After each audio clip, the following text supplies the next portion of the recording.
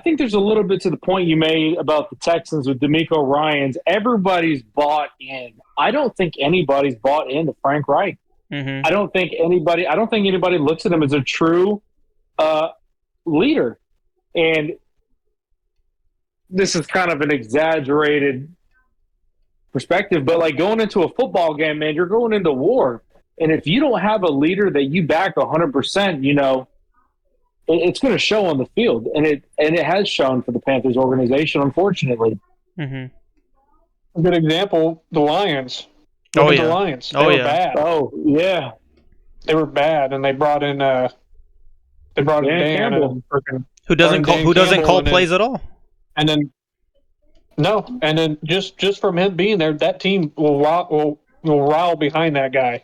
Mm-hmm. And they're so motivated by him as a person that they turned their season around, and now they're one of the top contenders in NFC. Top four, and, probably. They're Yeah, probably three. They have the same record as the Niners and the Eagles. You know, they're probably the best team in the NFC right now. Oh, I don't know, but I put them three. I still think I still think the Niners and Eagles got them beat, but I think they are three. I would probably put them at three. I think they're the best team right now. I think that well, let's put it in perspective. I think that when you look at first of all, when you're bad for so long and you have a lot of money and you're not cap sunk with a quarterback, you can really, make some, their guys are all homegrown guys and they're going to be good for several years. So I will tip my hat, for the guys like the Amon St. Ra. I don't quite think Gibbs is quite panned out. He hasn't played. He's been injured. Montgomery recently got injured. Mm-hmm. They have a really good tight end. His name is TJ Hawkinson. No, Hawkinson's a Viking. Hawkins, it's Laporta. It's Laporta. Yeah, Laporta. Number one fantasy tight end. Yes, sir. Yeah. I think that Goff has actually been a pleasant surprise. But you know what? He was good when he was a Ram. I don't know why they gave up on him. Well, I think people looked at him as like a system guy. And I think that, the defense is without, they let a lot of guys go. Okuda, guys like that. And you know what? Okuda didn't pan out for him, though. I mean, that. Yeah, Jeff Okuda didn't do a whole lot.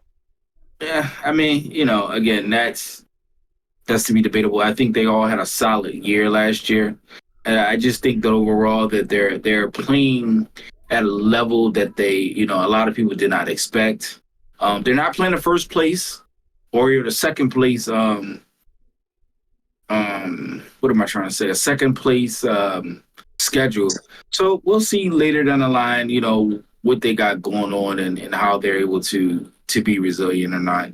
But right now, I'm going to give them, if I had to rate them 1 out of 10, I'm going to give them a solid 8.5. I think they're doing a great job. They're well coached. They're disciplined. And, they beat a really good, a depleted, but a really good Chiefs team. Mm-hmm. I am not sold. I don't buy into week 1 wins. I don't care. Yeah. I don't buy into those. Sold on, what's that guy with the grills in his mouth? Anthony Tony. What is his name? Paul Wall. Tony for the Chiefs. Kadarius. I am not a fan of that guy. I think he is a specialist. Nah, dude, that's Lil Wayne in disguise, man. He ain't no football player. Playing the guitar. Yeah, skateboarding. No, I'm with you, man. I'm not bought in on him either. But on the lines, you just said they're the number 1 team in the NFC. It says Kadarius Toney. Oh, sorry. No, sorry, I got you. I think they beat the Chiefs because I don't. I don't think any of us are. Yeah. Is anybody here set on Kadarius Toney? I think they beat the Chiefs if they play again. Honestly, they're playing with very few mistakes, and to your point, they're very disciplined. Aiden Hutchinson he is balling out. They're having him doing some wild stuff as a defensive lineman.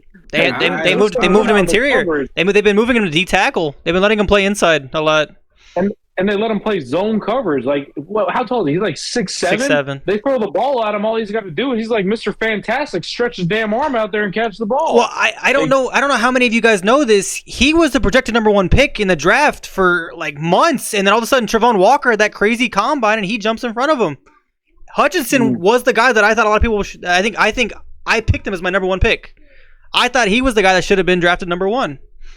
Well, he's proven to be an absolute stud, and I think he brings a lot to the Lions defense. He does, and he seems like along just on the player side, he seems like somebody you can get behind, someone who's a great leader. The Lions have a lot going for them this year, and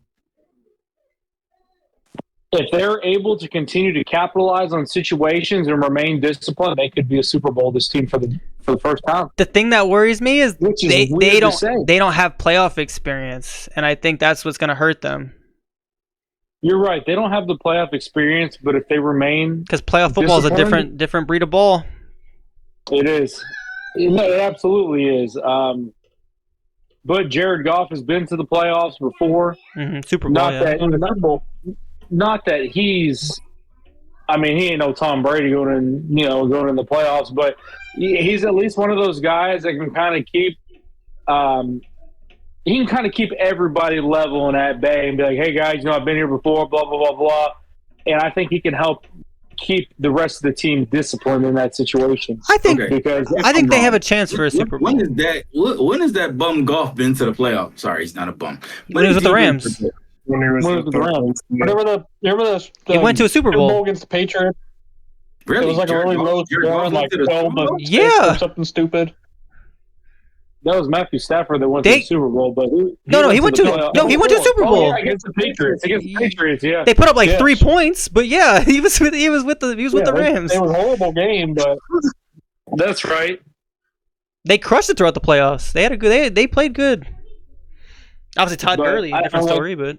Oh, you remember that game he played against Pat Mahomes, where it was like 50-54 or something like that? No, Jared Goff can put up points. Outplayed Mahomes that game. He can put up points.